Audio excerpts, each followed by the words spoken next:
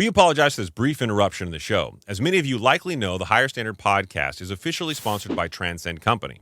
Transcend has been my longtime provider for both testosterone and peptide therapies, but they offer so much more. Whether you're interested in health, wellness, or longevity, it all begins with you getting your blood work done. A lab draw will help you get the numbers and establish your baseline. You can go to transcendcompany.com/THSP. That's transcendcompany.com/THSP. Or you can click the link in the show notes on any streaming platform and on YouTube. Fill out your information and one of the representatives will contact you to get your journey started today. Now back to the show. You're nervous. Rightfully so. I think we all were. He didn't want to touch me. I saw him trying to on the screen. Yeah. And he was like, I could just tell he was afraid to click anything. I don't want to mess anything this is Google Chrome, man. Fuck. I'm not used to this. I fucked up on the last Baller Buster episode. I didn't want to do it again. No, you didn't bust any balls in this Baller Buster episode. You're fine. Right. Which was a banger. But it's TBD by the time you hear this. This episode will come out on Friday of this week. It is now Monday the 27th as we record it. So you will not get that Baller Buster Chapter 2 episode for probably a week after that. Mm-hmm. Yeah. But that's a little foreshadowing the business, kids. Yeah, let's do this. Meanwhile, welcome back to the #1 financial literacy podcast in the entire fucking world. Universe even, if you will. Yeah. I mean, if there's a multiverse, that too. Yeah. All the verses. Why stop there? Yeah. We're everywhere. Even the Child Gambino verses. Yeah, this just happens to be our lowest visually accepting. I mean, if you were to go to another multiverse, we had like millions of followers. Yeah. Well, you just stumbled across this one. Yeah, where we're still growing. That's all. Yeah. Yeah. Sitting next to me, my partner in time, also another multiverse reference, the one and only Saied Omar. Oh, thank you. Sitting next to me is my partner in crime, Kristen Hebe. Welcome back to the show, everybody. I still get offended with the criminal reference. And outside, on the ones and twos, the nervous man, the man who did not fuck up the last Baller Buster episode, the one and only Haroon. Hello, everyone. DJ Odun. Yeah. Uh-oh.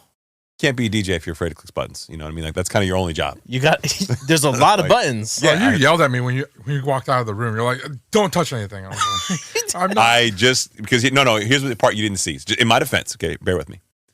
When Saied got here before you, because you showed up 2 minutes before we started recording, Saied got here and he sat down in the room to test the audio, and it was working fine. And then something clicked back over there. I still don't know what it was, and it reset all the audio. Right. And it took me like 5 minutes to figure it out. So I was like, please just don't touch anything, because I literally had just figured out what the hell is wrong. Right. So at least to fix the audio, I don't know why it happened. That's what happened. So it wasn't because I hate you. It's because I didn't want you to fall for my same mistakes. I didn't even know how to close the child. conversation. I was like, should I leave studio? Should I end call? What should I do? I know. I could tell. Right. Yeah, you're fine. It's cute. Thanks. Oh. Let's just say we're building the circle of trust again. A year into it. That's not true. Arun, I'm just going to, for shits and giggles, okay, since we're here. Oh, shit. Where is the script you want me to read again? It's in the middle of the screen. And I know you do this shit on purpose. Thank you, please. Jesus Christ. I had somebody at the office today ask me, why is it Chris can't read? I don't know. I mean, this goes back to like law school. Like I would be in classes and somebody asked me to read from a book and I'd be like, please don't call me. Please don't call me. Fuck. Well, I defended you. I said it's because Odun's always fucking with him. He's putting the script behind the cameras. That does happen a lot, but in Arun's defense, I just can't read. Yeah. So, I mean, I'm really making a conscious effort to teach my son how to read well. He's in Kumon. I'm like, don't be like your dad, son. Yeah. Sound real articulate until somebody asks you to quote something. Right. And so, speaking of quotes, let's see how badly this goes. This week's episode, we're going to be talking about growth in U.S. holiday retail sales. This obviously coming on the heels of Black Friday and today, which happens to be Cyber Monday. I think the numbers will be a slight increase year over year, but certainly not what we experienced in previous years. Absolutely. And I think that a lot of the growth that they may have seen would have been online, the e-commerce divisions. Yeah, I got that vibe, although we did go to Home Goods on Sunday, and it was fucking packed, man. Really? Like, fucking half an hour to get out of that store. Yeah, Just wait in line. I went to South Coast Plaza on Friday. Why would you do that? Joanna was like, Can we go to the Airline Spectrum and return something? I'm like, it's Black Friday. Fuck no. No, absolutely not. Yeah. I was leaving the office and my wife called me and she's like, Oh no. Adam's begging to go to Ruby's. He rarely ever asks to have any meal. Adam, he doesn't care what he eats. He just eats and he just wants to get back to playing, doing whatever he does. He doesn't care for food much. So he, for whatever reason, begging to go to Ruby's. She's like, I feel like I have to take him. He never asked for anything. Wow. That's so awkward. yeah, so we went and it was exactly whatever you thought it would be like. A complete, colossal, giant shit show? Yeah. Yeah. I would not have done that. You're a better human than me. Yeah. I don't know. Listen, son, I That's hate to love. let you down, but this is the first of many in your life, okay? It was love. Yeah. That was love. We're going to talk a lot in this show about homes, home prices, and the current status of the market. We've been doing this a lot lately, but I think continuing to keep perspective as things shift is important, particularly because so many people who listen to the show are in the mortgage business or lending business around homes. And so many of you are realtors that do listen. So giving you a fresh, data-filled perspective and keeping you current, I think, is important. Mm-hmm.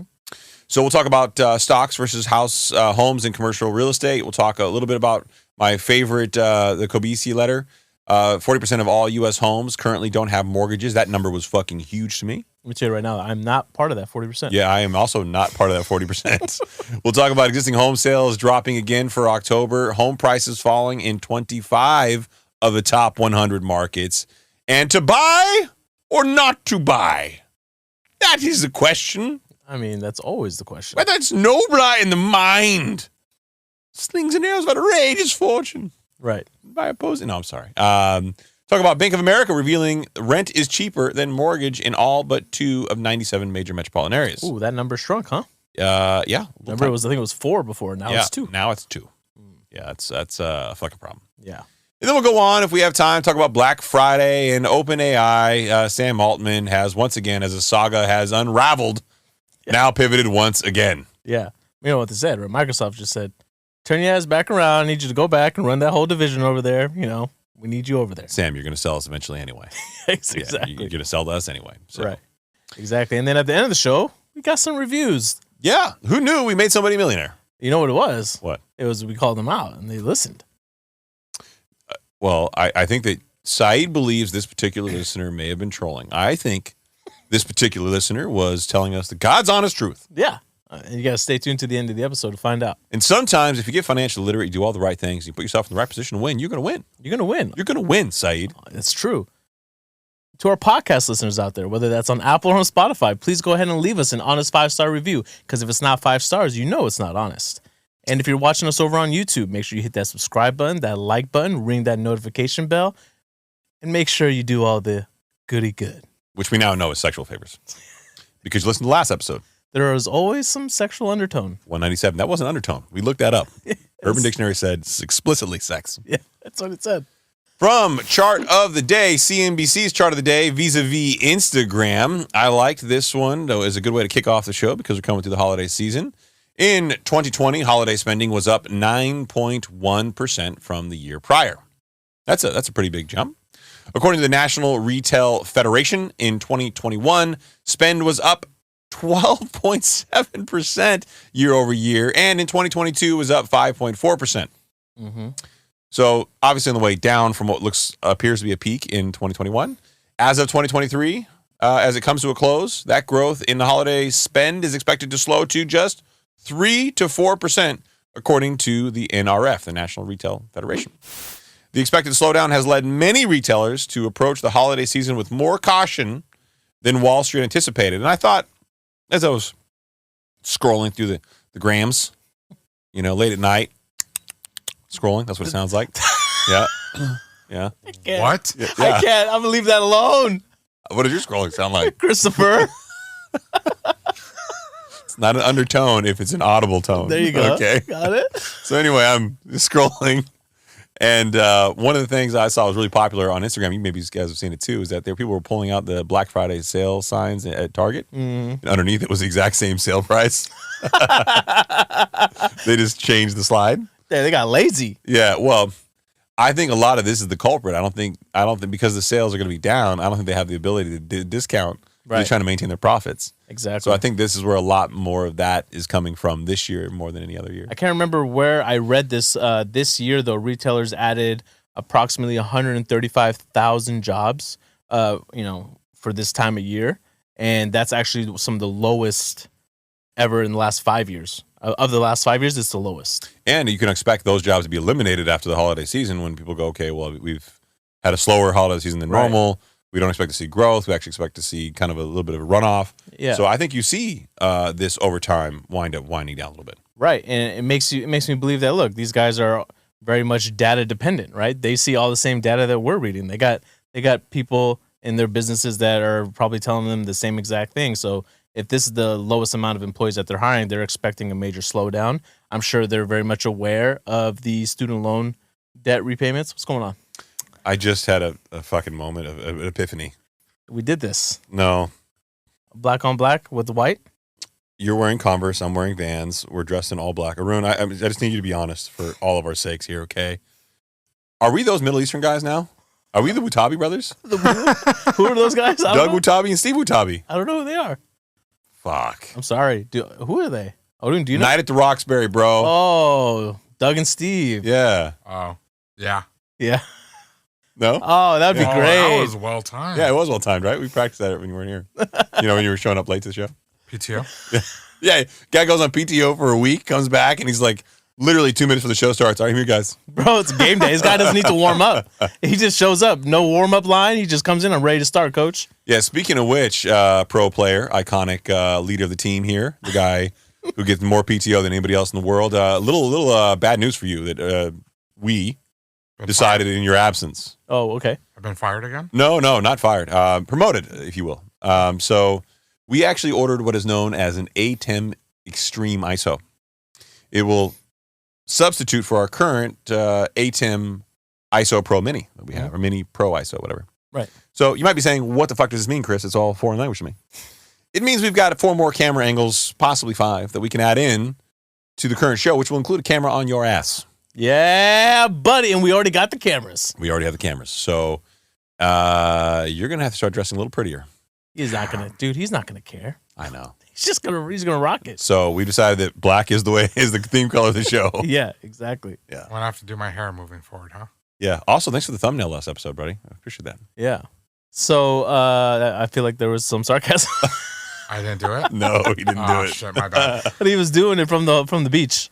While he was drinking. While he was drinking. So yeah, so all of these companies, all these retailers definitely have people that are, reading the same data points that we are. So they for sure knew that with student loan repayments coming back online, that it was going to hurt their profit margins. I think the world knew it. I just think that the sad state of affairs is that most people really believed that the White House was going to actually do this, even though we said over and over again on the show it was unconstitutional. And guess what? It still is largely unconstitutional as presented for the macro, but of course, similarly situated people treated differently. Generally has a different response when you're looking at people who are in different financial positions. So I don't think what's happened so far will be contested from a constitutionality standpoint, but certainly if you did everybody, you can always expect that to be challenged. Mm-hmm.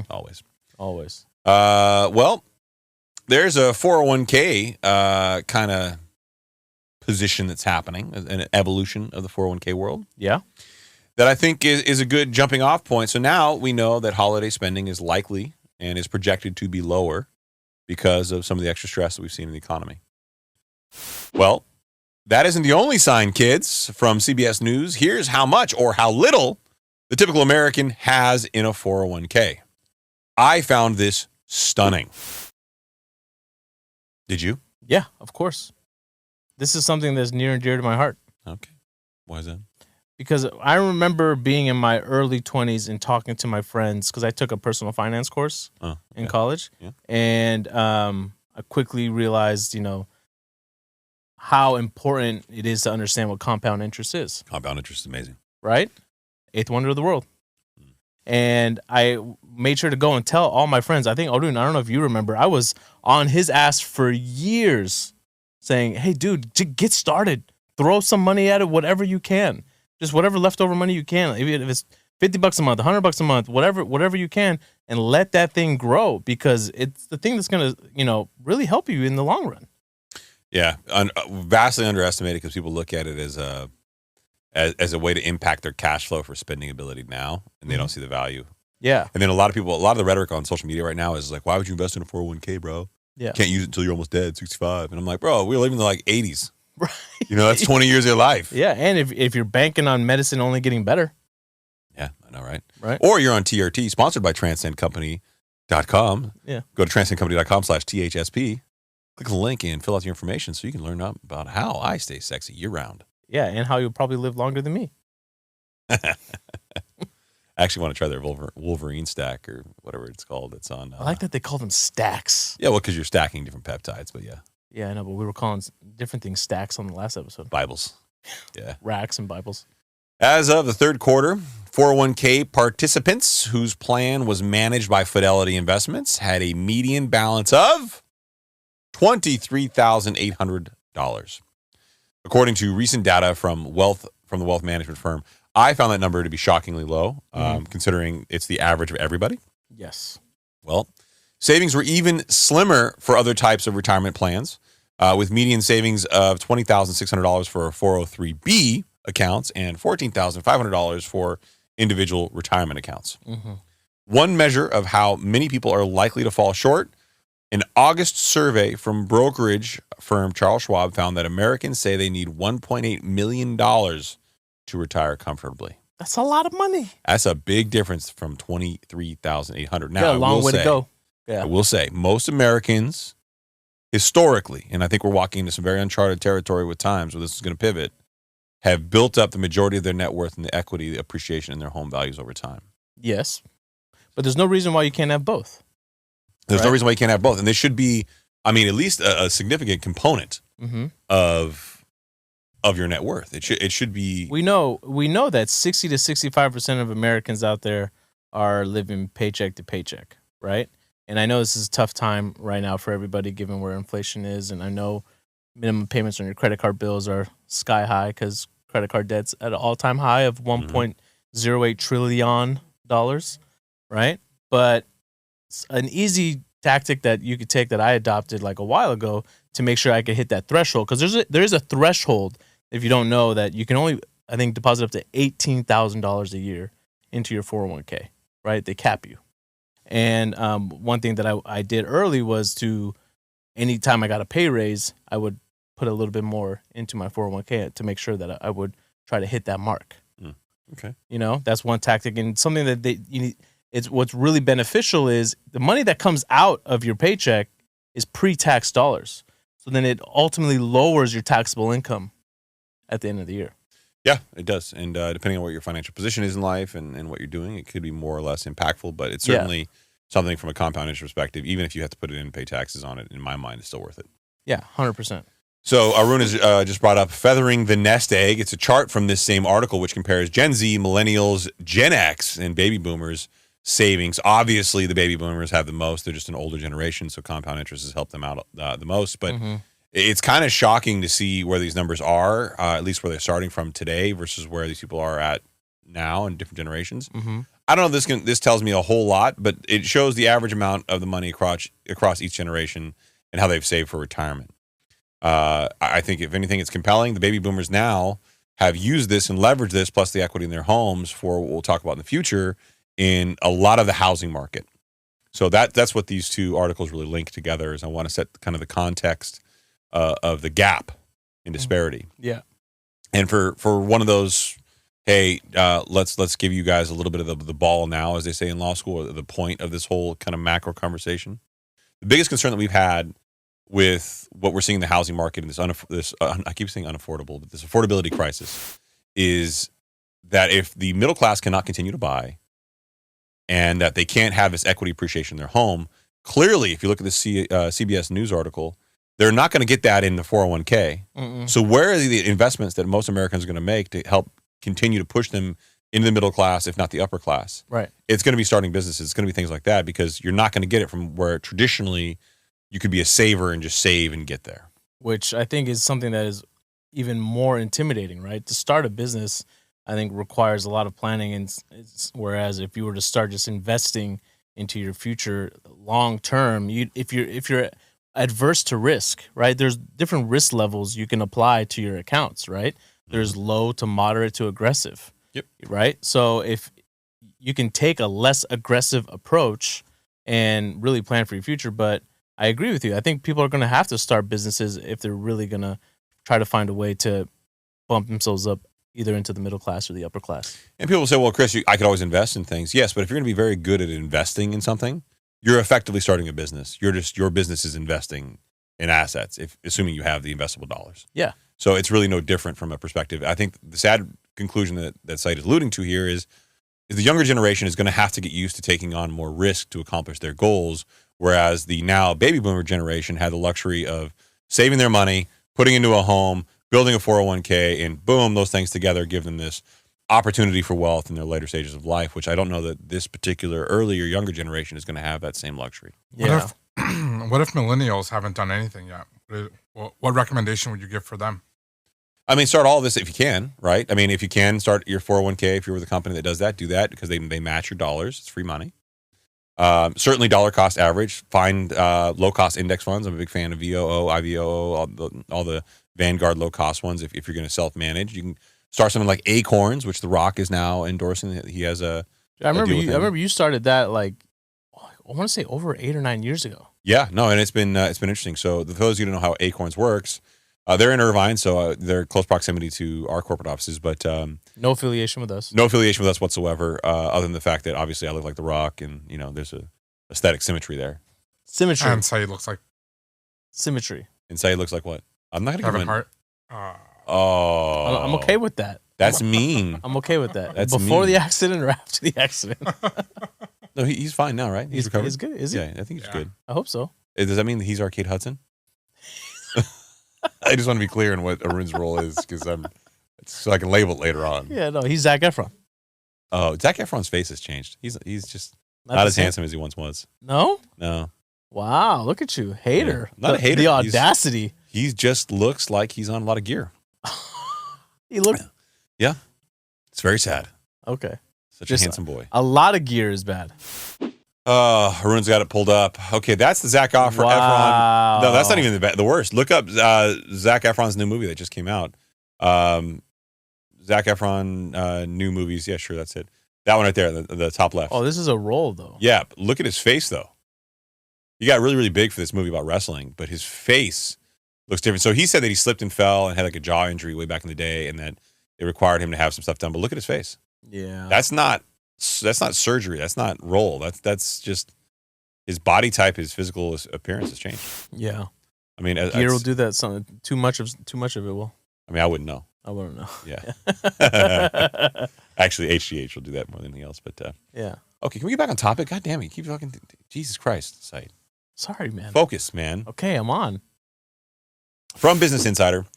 This is a long title, and it's got even more longer quote behind it, so bear with me. Stocks, houses, and commercial real estate are all expensive, and prices are under, quote, notable, end quote, pressure, Fed economists say. Nothing sexy there, right? All stuff that we kind of know and we've touched on.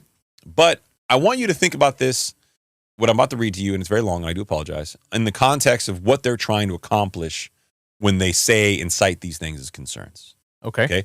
These are the Fed economists, and just as a reminder, the Fed is the one controlling things like the Fed funds rates, and when they decide to cut rates, it does have reverberating impacts of things like home prices, like unemployment, like wages.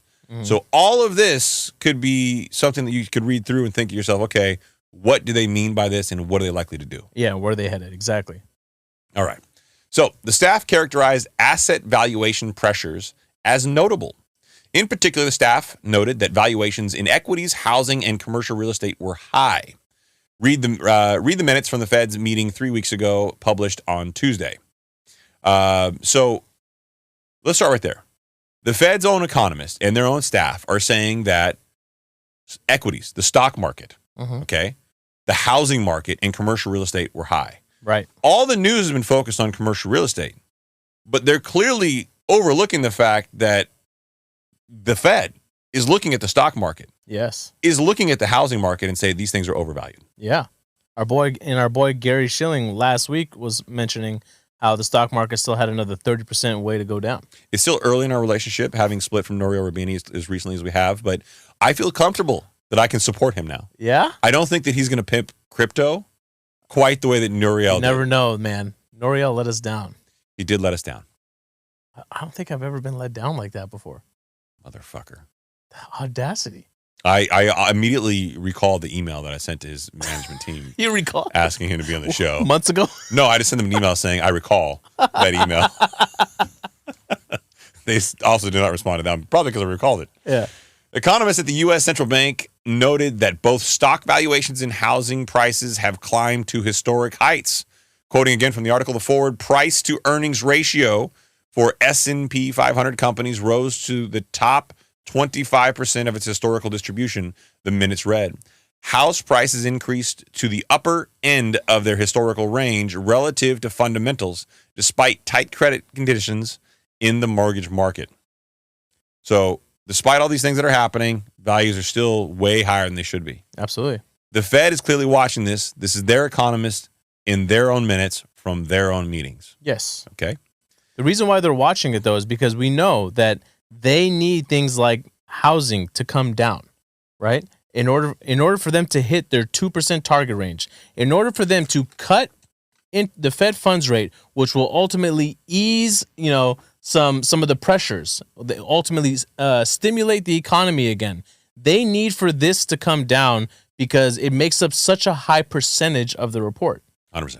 Right? So there until this comes down or something breaks, they're going to maintain this level. And I think we just posted this past week that we made a early prediction that they're done. Yes, we did. Your face on the cover of that one. So I saw. Yeah. I made sure both of our faces were there. No, it was you. You went with me. How about you? Yeah. I'm like, I'm not taking responsibility for this shit. His name's Saied Omar, everybody. Saied at higherstandardpodcast.com. Reach out. Holla at your boy. But more importantly than all of that, I think one of the things we've seen in the news lately is this huge condemnation of the commercial real estate sector.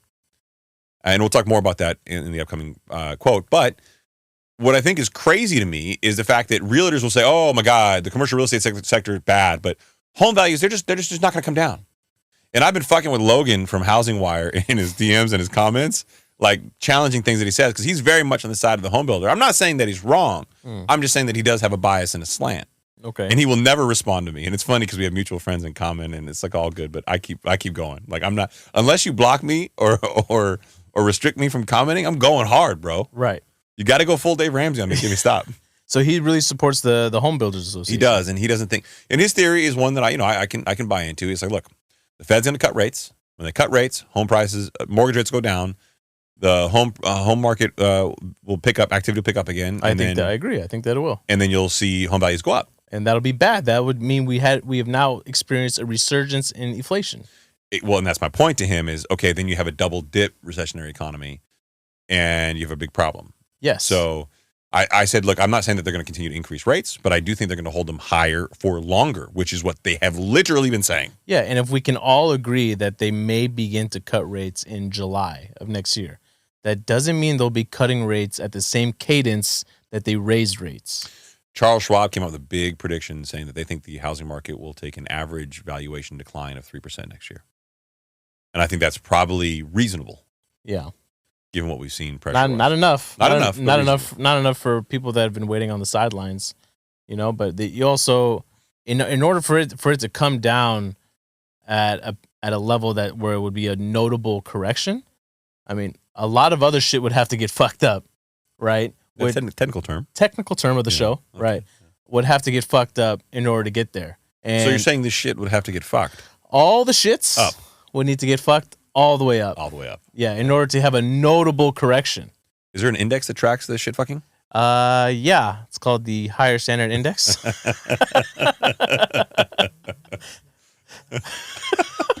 You wish we had that index. That's how you know we've been doing this for too long. Yeah. This is the kind of jokes I come up with. Yeah.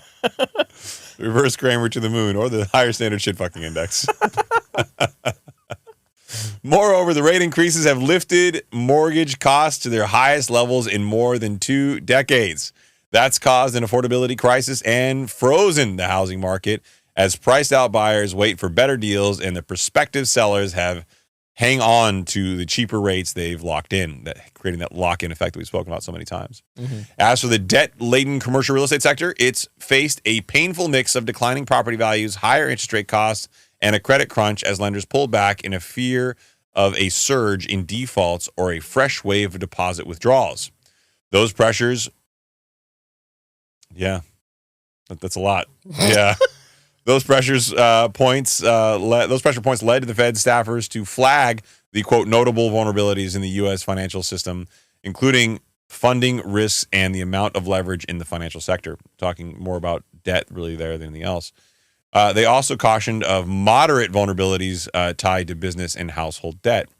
Yeah, something that we've seen over the last, I think, 2 quarters or so, a lot of companies out there have been trying to tackle their corporate debts, right? Any extra cash that they may have had that they would have otherwise, reinvested in their companies or try to expand and grow or give some of their employees perks.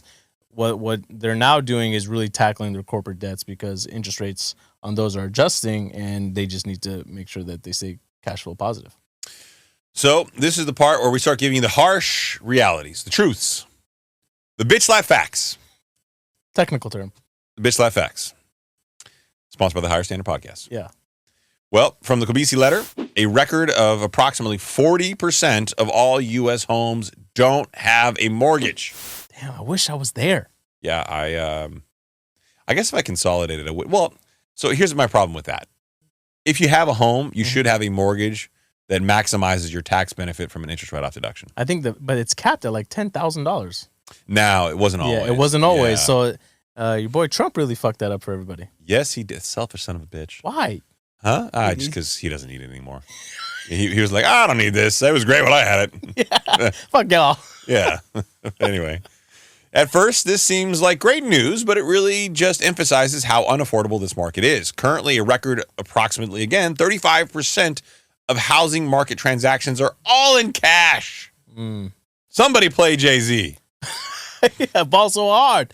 But that doesn't mean that they will remain all cash, right? I mean, some people will still take out a loan. 25, 27%, I would say, is probably average cash transactions in the market. So it's not up as much as it seems. Yeah. But yeah, no, I think what happens is you get a lot of, well, this goes on to talk about it, but basically you got a lot of equity appreciation in a short period of time. People are cashing out.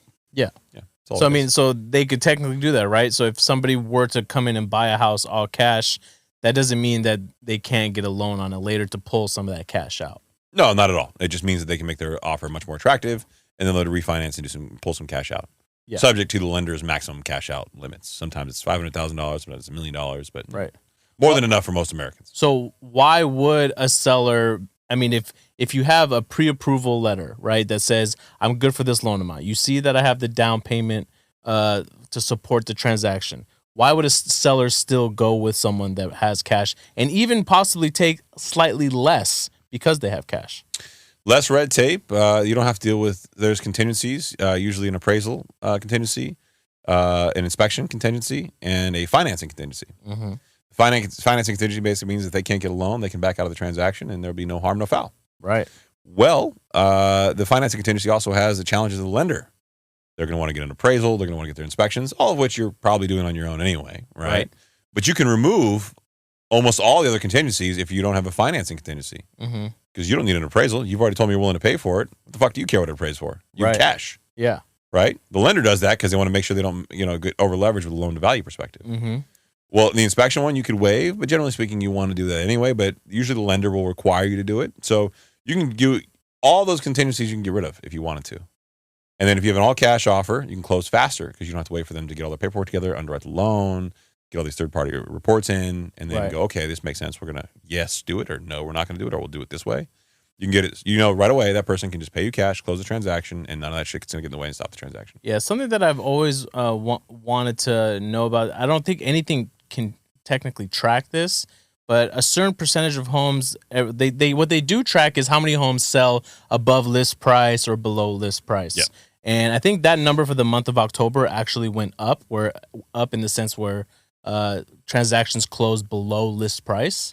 And I'm curious, I wish there was something that tracked if it was because the property didn't come in at the appraised value amount, right? And how many appraisals are coming in lower? Yeah, I want to know if appraisals are actually starting to come in lower, not at the list price. We used to do such a tremendous amount of volume that I had a kind of a real-time feel for that. Yeah, exactly. I don't have that feel anymore because we're not doing anywhere near the volume that we once were because the transactions are so much less these days. Transactions, people are just waiting on the sideline, waiting for things to bottom out. But it depends on what market you're in, too. I mean, 25 of the top 100 markets are seeing declines in value now. Yeah. which to me is kind of wild. So if you're in one of those 25 markets, I guarantee those appraisals are coming in lower. Right. I mean, for the last year and a half, 2 years or so, even if values were coming in lower than the agreed upon purchase price of a transaction, the seller didn't care. They expected you to come up with the extra cash and figure it out, right? Mm-hmm. Whereas now I feel like some of the power is shifted back over onto the buyer side, where they're not waiving their financing contingencies up front. Oh yeah, that's nowhere near as bad as it once was. Yeah, and that's now out the window, and I think they have a little bit more leverage on their side. Certainly do, and here's part of the reason as to why Yahoo Finance existing home sales drop again in the month of October. Many home buyers abandoned the resale housing market last month as elevated rates and rising home prices crushed affordability. Sales of previously owned homes dropped 4.1% in October from the month before to an annualized rate of 3.79 million, the National Association of Realtors reported on Tuesday.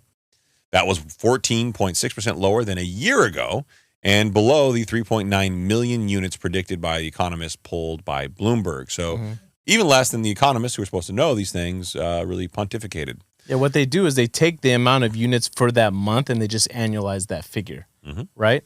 And then that figure, I believe, is down, or the supply, the existing supply is up. You're very confusing right now. Yeah. It's actually up. It went up from 3 months to 3.6 months, right? Which is starting to show you that inventory is starting to stay online and people are trying to get out. And you got to start asking why, right? Haroon, you okay back there? Yeah, I'm good. Look quiet. Wait, so you're saying people are trying to sell their homes now? I think some of the inventories are staying online more, and the existing supply is starting to grow. Very minimal. It went from 3 months to now 3.6 months. A healthy economy is 6 to 9 months. You see how I brought Haroon in and asked a question because you didn't make any sense? Who didn't make any sense? You. Oh, okay. Well, I'm sorry. I should clarify. It was confusing. Yeah. Thank you. He made one slip, Chris. He did. Yeah, I know. Yeah, but it needed to be clarified. See, in my defense, I make those slips every single time I read. It's very difficult, isn't it?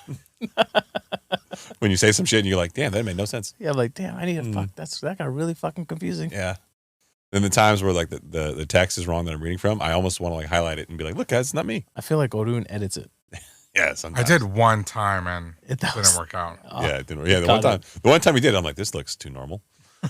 Well, despite all these existing home sales dropping, the median home price jumped 3.4% year over year, marking the fourth straight month of annual gains and the largest increase since November of 2022.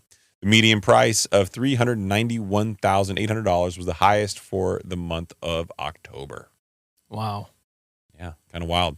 Still, the National Association of Realtors anticipates the existing home sales will climb 15% in 2024 after declining 18% this year, with expectations that mortgage rates will fall to between 6 and 7% by the spring selling season. And you know what? I mean this with absolute integrity and honesty, and I don't want to be disrespectful or rude, and I know that politically this can become very difficult, so I'm going to try not to make it stigmatized by using big words. They're out of their fucking mind again. What's wrong with these people? Lawrence, you over there smoking crack? And Montel Williams, was that his name? Montel. Remember Montel Williams, not to be confused with Montel. Right. Yeah. Because we would never attack somebody like Montel. Seriously, guys, what the fuck, man? Okay, first of all, if mortgage rates do drop, yeah, I'm sure some people are going to buy. But let's be clear. In order to affordability to return to normalized levels, you need home values to come down, you need rates to come down, and you need wages to go up. Yeah, the trifecta, if you will. Which I don't see happening anytime soon. I mean, how can wages go up? They're not going to. If businesses are becoming less and less profitable, how can they continue to have wages go up? So there's a fundamental problem, okay? And higher for longer. Yeah, we might get a rate cut in June. Sure, we might get 2 rate cuts next year. Expect them to be 25 basis points each. Right. Okay? Don't expect them to be 75 basis points because they're going to try to aim for 2%, and you're not getting the 2%. Again, reminder, 33% of inflation is rent or rent equivalent, and rent equivalent is tantamount to what you're paying for your home, your actual buying dollar amount of your home broken down into a mortgage. Right. So let me ask you a question. So the 10-year Treasury has started to come down a little bit, right? It's at 4.4%. It moved down to almost 70 basis points, yeah. Yeah, almost 70 basis points. And we know mortgage rates are tied, or they're closely, tied to the 10-year. Yeah. Right. When the Fed doesn't raise interest rates and they remain stagnant, but the 10-year starts to come down, why is that? because a lot of people think that when the Fed raises interest rates, then the 10-year go up, but it's not. It doesn't always work like that. So why is it that you think we've started to see the 10-year start to come down a little bit over the last week or couple weeks? It depends on people's confidence in the future of the markets. Mm-hmm. It really speaks more about where they think the risk is, if it's in the near term or if it's in the long term. And by people, you mean the secondary market. So all of these things compete for the same investor dollars. The treasuries are generally considered the safest because they're backed by the full faith and credit of the U.S. government. Then you have the mortgage markets, which typically speaking will pay you a little bit more, but they compete, right? They generally have pretty good credit metrics. Mm-hmm. In my mind, in some cases, if it's well qualified, tantamount to the federal government's bond commitments. Right. So they tend to compete for the same dollars. But if you have confidence over the long term that the market's going to be strong, the 10-year will rise. If you're more confident in the near term, people are they're more focused here because there's more questionable future. We don't know what's going to happen in 10 years from now. Right. I think there's been a little bit of that polarity in the markets, but the problem is the yield curve is still inverted. And I'm making a very complicated thing very simple on purpose, okay? So don't get in my DMs saying, Chris, you're saying it wrong. I know. I did it on purpose, okay? Here's the way I keep trying to tell people. Did Haroon laugh out there? Was that was? That was me. That was you? Okay. Yeah. The short end of the curve, the shorter duration treasuries are still above the 10-year. It's still inverted. We got close to a flat curve, where it was about the same. But at some point in time, that inversion has to come out. Right. And the only way that happens, 10-year rises up, or the shorter end of the curve drops. 2 year, 3 years start to come drops down. Right. I think there's a world where both happen. Yeah. Okay? 10-year rise a little bit, shorter end of the treasuries drop down, you get a normal, healthy curve. Right. Yield curve. That is a healthy economy, right? But what does that do? That pushes mortgage rates back up, no matter what happens with the Fed funds rate. Yes. Because despite popular belief, they are not interconnected. Mm-hmm. They just have influences on one another. Exactly. So I believe the mortgage rates are always within a 2 to 3% range above the 10-year. Right? Yes. Right? That's why you're seeing if right now the 10-year is at 4.4% or wherever it's at today, it's approximately 3 percentage points higher. Yeah. Right? So if that starts to creep up, then so will mortgage rates. Yeah, and I think you're going to see that. And I think this whole optimism about rates going down to 6 or 7% is probably a little overzealous in my mind. I think there are external factors which will keep those values up for some time. Yeah. From Business Insider, home prices are falling fastest in these 25 cities, helping buyers escape the least affordable housing market since 1985. I wasn't even born. The year my wife was born. Is she older than you, my wife? She doesn't look it. No, she looks like she's 5, but I'm just... Yeah. My wife looks young. 5? She looks young, dude. Hey, come on, you can't. No. Let me explain. Okay, before you get all weird about it. She went to a dermatologist and she had her skin worked on constantly, and the dermatologist keeps notes of her skin and my skin because I went to see the same one. She told me about my notes. My notes were not very complimentary. I got fucked up skin apparently. So I said, "Can I see my wife's notes?" And she goes, "Normally I'd say no, but I can let you see this." And I said, "Okay, that's weird." Said, "Skin of a 5-year-old, flawless." She has not a single blemish on her face. It's not fucking fair, dude. Wow, that's great. That's great for you guys. I mean, it's great for my son, but yeah. I feel like I'm gonna be the one that looks old. Nobody wants to be the one that looks old in a relationship. You want to be the one that looks young. Wisdom, man. Nobody cares about wisdom. They're like, damn, Chris aged and Joanna didn't. That's not good. Maybe we'll start to really pick up some following if people think that we're older and wiser and they go, these guys know what they're talking about. We just talked about making a shit index.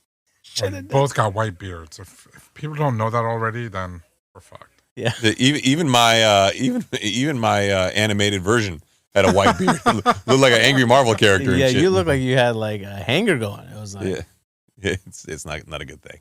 But thank you for having that make me look like a jackass. All right, before I forget, the Business Insider article. This is important. This is a huge thing that I think is lost on so many people. Okay, Haroon, scroll up to the chart there on the bottom. There you go. The U.S. housing affordability since 1981. This is, of course, from the National Association of Realtors. It shows the index of how affordable things are, and we've seen the drop-off be probably the biggest drop-off in affordability we've ever seen since 1981. So how does it track this? What is it trying to compare, right? It's trying to compare your wages with home prices? Home prices and interest rates, yes. Yes, okay. So when it starts to drop off, that means the affordability is terrible. So essentially, the three things that we talked about needed to change in order to have better affordable pricing. This effectively tracks, right? Okay. And it has been the steepest decline in the shortest period of time, I think, in history, frankly. But don't take my word for it. Look at the chart. That being said, what this is indicative of is a really, really important concept that is often mischaracterized in the media. People say supply and demand drive the market.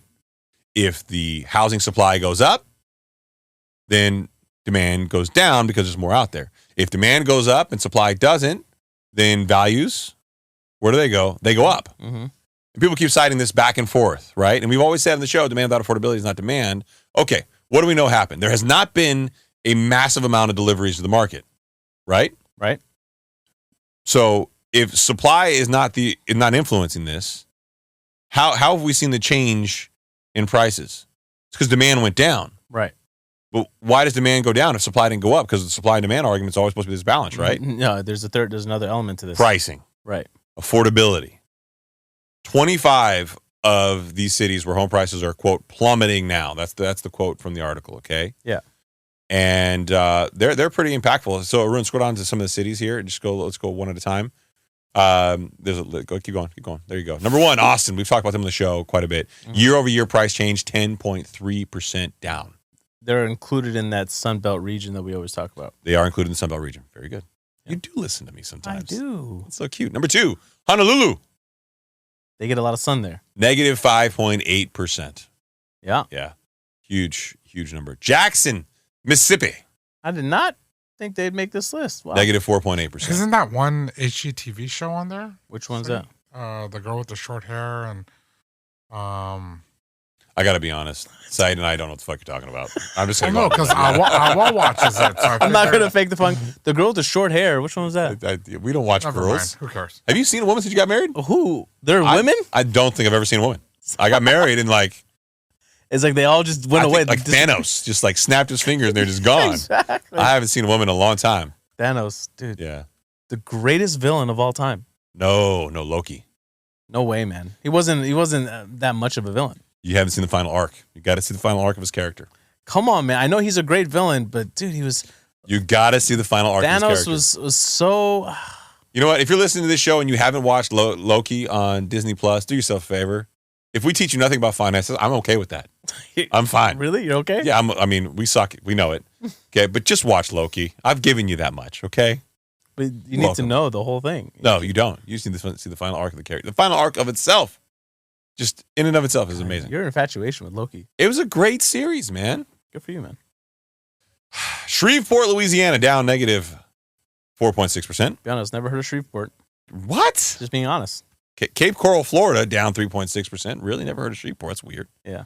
St. George, Utah, like Johnny, Utah, Mm-hmm. down negative 3.6%. I wonder, are some of these locations areas that saw a boom during the pandemic? Some were. Yeah, certainly. Number 7, Provo, Utah, down negative 3.5%, attributable solely to the fact that it houses that D-bag Chris Crone. Mm-hmm. Nobody DM me his shit anymore. I'm so tired of seeing him. He is a scumbag. He is a liar. He is not real. Everything he says is bullshit, meant to get clickbait. He is not a good human being. And if you want any record of that, just Google his name. You'll see the massive lawsuit that he was in for fraud. Wow. Not that I did that. Hey, Utah getting hit hard tonight. Number 8, Logan, Utah, also neighboring city to Provo, apparently, because Chris Crone apparently, brings the whole value down everywhere he goes. Number 9, San Antonio. They didn't even bother to put Texas. They just said San Antonio. If you know, you know. Number 10, Baton Rouge, down negative 2.9%. Kennewick, Washington, negative 2.5%. Macomb, Georgia. Jacksonville, Florida. Chico, California. Okay, Chico. Myrtle Beach, South Carolina. Punta Gorda, Florida. Salem, Oregon. And we'll just stop there. Yeah. Because the rest of them just get more and more obscure. But that being said, yes, home values are going down. And none of these markets had a massive supply come online. Right. The closest one you can get is number 1 on the list, and that's Austin. That had a lot of deliveries in the market. Yeah. But that being said, look, demand without affordability is not demand. And all the things that we're seeing are concerning. Now, you'll see some realtors out there saying, not my market. No. That doesn't mean it's not going to be their market sooner or later. And just to go back to the beginning of the show, The whole point is the Fed is watching this. Yes. It is indicative in their mind of success at what they are trying to accomplish. That existing sales number that you referenced previously, that was down 5% for the month of October, correct? Existing sales, the number of units that were sold, right? I got to be honest. I got a message on my watch. I didn't listen to anything you just said to me. The existing sales number that we referenced right before this for the month of October was down 5%. Yeah. And I know that for the existing sales market, that makes up 80% of all sales. Yes. Right? So Yes. that's a huge portion. And if a majority, you cited at the top of the show, 40% of people out there don't have a mortgage. Yeah. Why would they, put themselves in this kind of position? Now let's think about the people who do have a mortgage, the remaining 60%, right? We know 90% of people have mortgages of 6% or less. 60% of those people have mortgages of 4% or less. Yeah. I mean, it's going to have to be pretty fucking enticing to get them out of their homes. Which is a conundrum. And I understand how this is unprecedented. I understand how this can move the wrong way. But let's talk about where it's so fucked up right now. Let's not depart from how bad things are. Okay, from fortune to buy or not to buy, that is the question. B of A reveals rent is cheaper than mortgages in all but 2 of 97 major metros. What are the two? I got to know the two. We'll get there. This is a long quote again. I apologize. The B of A economist took a look at the rent versus buy conundrum, comparing rent and mortgage payments. They included property taxes in their calculation, but excluded home insurance, utilities, and maintenance costs, which, okay, fine. Yeah. Nonetheless, their analysis found that rent was still cheaper than mortgages in all but 2 of the 97 major metropolitan areas. As of October, despite the fact that both rents and mortgages payments have gotten more expensive relative to median income since the pandemic. It's not hard to understand this, given that the whips and scorns of the pandemic let millions perchance dream of a different way of life. There's a lot of fucking Shakespeare references. The chance to dream the undoubtable. Yeah, I get you. I see what this writer's doing, okay? Yeah, who is it? Elena Elena Bodros Elena and Nick Nick. Lichtenberg. I feel like this is Nick. This is Yeah, Nick's getting sassy. for sure, English lit major. Son Yeah. of a bitch. Come on, Nick. English lit. Anyway, perchance to dream a different way of life and a different housing situation, sending home prices up more than 40% nationwide and fueling a rent spike that has settled down faster than the buying market. Yeah, man. There's the rub. Another Shakespeare. Yeah. Yeah, there's a lot of Shakespeare here. What's your favorite Shakespeare? Much ado about nothing. Mm. Yeah. Okay. You have no idea what I'm talking about, do you? Macbeth. Stop it. That's the only one you knew, huh? Stop it. Romeo and Juliet. Come on. If you didn't know Romeo and Juliet, you should just leave now. Just stop. Yeah. No, Macbeth was awesome. Yeah. Are you buying the whole Shakespeare? William Shakespeare was not a real thing. It wasn't a real human. It was actually a city that wanted to get some tourist traction. Never heard of that. Oh, yeah. They're Put your tinfoil hat on. Yeah. I never took it off. But yeah, apparently there's a whole theory that William Shakespeare was not actually a person, but a made-up person by a city to get more tourism in. So they collaboratively wrote these things instead of one person doing it. Yeah. I don't know if it's true or not, but I've heard it. Damn, that's some real tinfoil hat shit right there. I mean, not really. Why do you really? That's a stretch. No more than a stretch than aliens not existing. Because we know they did. They do. They exist. They did. Yeah. Yeah. They're real. Anyway, there's the rub. It's worse in some places than others. Along with the West Coast, economists found it more expensive to purchase a home than rent in cities like Los Angeles, where a percentage of median income mortgage payments and tax are at 83% and rent is 41%. Or San Jose, where it's 80% versus 26%. Or San Francisco, where it's 71% versus 29%. Or San Diego, where it's 74% versus 38%. Or Seattle, where it's 55% versus 25%. So what they're saying there is that the mortgage payment makes up of, let's just say 55%, right? 55% of their income versus the rent that would make up 25%. Yeah. Fucking A, man. It's a huge shit. Look at it. And you got San Jose, 80% versus 26%. Mm-hmm. San Jose's got one of the highest increasing values in the country, I believe. Listen, let me tell you something right now. All right? I love Mind Pump, Mind Pump, Mind Pump. Yeah, I'll be there next week. Holiday party. You going? I love them. Still waiting on my invite, bros. that was fucked up. It was fucked up. Yeah. Yeah, it was meant to be. I told him I was going to bring you in a skirt. just gonna call you Joanna all night long. I don't have the skin of a 5-year-old. You do not have the skin of a 5-year-old. No. Yeah. But I'll tell you right now, there's not a world where I would pay that much to live in San Jose. To buy in San Jose, I should Or say. San Francisco. Have you seen the cracked in? Oh, God, it's so bad now. Don't say that to Odun. Odun would still buy. In San Francisco? Yeah. I don't think you would.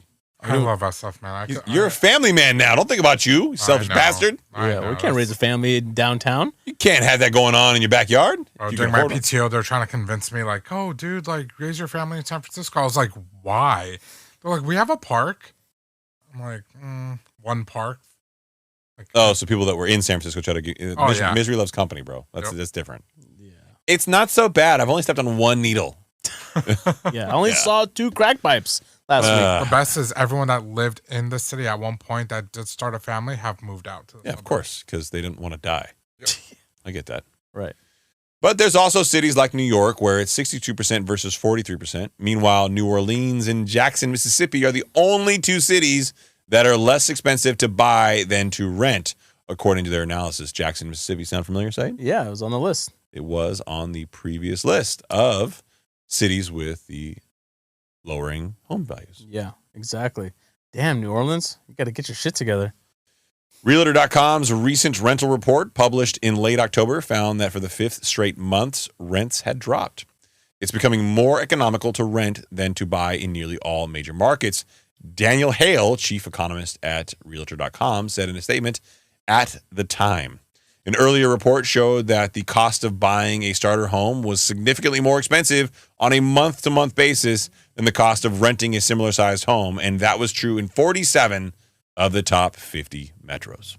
So if you were somebody that was looking to buy your first starter home, Yeah. okay, and let's say you're one of our listeners that's, up and coming, they got them, they now in the workforce, they've started to save up some money, and they're going to wait this out for prices to come down a little bit and become a little bit more affordable. A lot of people make the mistake, and I was one of these people. I was that person that made this mistake where I bought my first home. My wife and I bought our first home that really stretched us pretty thin as far as our cash flow. I think everybody's that person. Yeah, and we got married. We bought our first home. I think a year and a half into our marriage, excited to start a family. And saw ourselves living somewhere. For a long time. Yeah. And then quickly realized that, oh, wait a minute, this is not the school district we want our kids to be growing up in. We really, pulled the trigger too quickly. Something that I wish somebody would have, told me or made me think of early on is, don't stretch yourself out so thin. It's your first starter home. Get a place that you can ultimately keep and use as an investment property afterwards. Because when you stretch yourself out too thin, you almost are forced to have to sell that home in order to buy your next home. The home that we live in right now was originally purchased to be an investment property, right? Yes. Yeah. Yeah. People always give me shit all the time. Like, oh, it's so small. You can afford a bigger place, blah, blah, blah. You don't have a front yard or backyard. And I'm like, yeah, it was supposed to be like a rental property. Right. I moved into it. I was like, fuck it. It's cheaper than my rent. Yeah. So I just moved into it. Yeah. It was something that I wish it's easy for, as if you're just starting out with your significant other to, you could live in a smaller place. It's just you two. That's what we did. Yeah. Yeah. And we never moved. Yeah. I like smaller places for a number of reasons that most people can't identify with. Do I ever look at someone's house and be like, oh my God, it's way bigger than mine? And be like, oh my God, I've got like house envy. Mm-hmm. Yeah, a little bit. But Of course, yeah. Do I like the proximity to everybody in my family? I love it. Yeah. Yeah. I mean, the current house that we're in now, it's significantly smaller than our last place. And what I like about it is I could see us living there even after the kids move out because it's not too big. So just to clarify, the current palazzo, which is significantly bigger than my home now, like 3x. What? How many square footage is your place? 1,900. Okay. Mine is 1,180, including a garage. That's 3x, Chris. Do the maths. That's 3x. Do the maths. Your other house was significantly bigger than that one? Yes. How many square footage is that? It was over 3,000. Woo! Yeah. It was it was inland, bro. Woo! We're talking Riverside. They had a loft. You had the entire city of Riverside? Yeah. You own that? I had the whole subdivision of the gated community. So when is your Pangani being delivered? Nice reference. Yeah. You'll get that on a future episode. Well, We could go on to more articles. We got a lot to cover. What happened with Sam Altman? What's going on with him now? He's back. He's back at OpenAI, right? Yeah. Was you okay there, Chief? Me? It's been a long night. Voice squeaking. Well, that happened a few times. It's been happening. Yeah. You know what? Good for you guys for not taking advantage of that until now. Yeah, we're above you. That's what it is. No, We're just better. I'm recovering. No, fuck you. You're on PTO still. Okay. He's still drunk off the plane. I'm literally recovering from a cold. Yeah. Sam Altman, the former CEO of OpenAI, now back again as CEO from OpenAI, is back again. That's right. I think what they were afraid of is like, wait, these people are really gonna leave. Like 700 out of 770 employees are going to leave? Well, that's a fucking problem. That's the problem. And Microsoft was like, we're gonna need you to go over there and run that whole thing again. For sure, he sells to Microsoft after he gets rid of the board. 100%. Yeah, he gets rid of the board, sells to Microsoft. Is that how that works, kid? Does he? I mean, how could he even begin that process? Technically speaking, as a CEO, you're not capable of just unilaterally choosing your board members. Right. They have to choose one another. But the board, we talked about it on that episode, that the board always has to do what's in the best interest of the company or what they believe. Mm-hmm. And clearly they made a decision that was in the worst interest of the company if 700 employees were threatening to resign. So I think that's enough grounds to ask them, y'all got to get the fuck out because y'all don't know what you're doing. I don't know that you can just ask like that. There's a fiduciary challenge there, but certainly that whole thing needs to be unpacked and unraveled a little bit. Yeah. We have some reviews. I would very much like to get into those reviews. Let's if you get would into them. do me the honor. The honest 5-star reviews. Which one do you want to go with first? I like the one that refers to your sleeping habits as being medically problematic. Medically problematic. They call this the silent killer. This from D. Vitus. D. Vitus, I think you were absolutely spot on. Clearly, you have skills beyond your own working knowledge. Yeah. I think, frankly, you're a man of the people. Or woman of the people. Or woman of the people. Yeah, I just think whoever that left this review cares about you. And I thank D. Vitas from the bottom of my soul for saying what we all thought. Yeah. So 5 stars, entertaining and informative. I have my kids listening. Thank you. Oh, we love your kids. And I apologize for all the poop references we made. Yeah, that Odin makes, right? Yep. He makes us do them. He makes us. He forced us. He's the true villain. Yeah. We've all learned a lot more than I thought we would. On a side note, Saeed, sleeping all night, not feeling rested. Sleep apnea. Ask the wife if you snore. He does. I've confirmed. I mean, his wife has confirmed. Shit. I've heard that he snores. No, I actually do not snore that bad. The problem is I'm not getting good rest because we've made a pact in our house. So I don't like where this is going. No, for the longest time we sleep trained our kids very, very well. And they've slept in their beds till the age of 3 and never spend a night in our bed. And all of our friends started telling us how amazing it is that their kids sleep with them in their bed. And my wife and I looked at each other like, fuck, did we miss out? So now we've implemented a rule where if the kids are allowed to sleep in our bed so long as they wake up in the middle of the night. So you got to start off sleeping in your bed. And if you wake up in the middle of the night due to any reason, you're more than welcome to come join us. So it's now becoming every single night, one of them, if not both of them, are making their way in. And I'm getting need in my kidney routinely all night. So I'm not getting good sleep. I am sleeping through the night, but I think that's what it is. And I'm okay with that. Okay. Yeah? Yeah. Yeah? Carter sleep with you guys ever?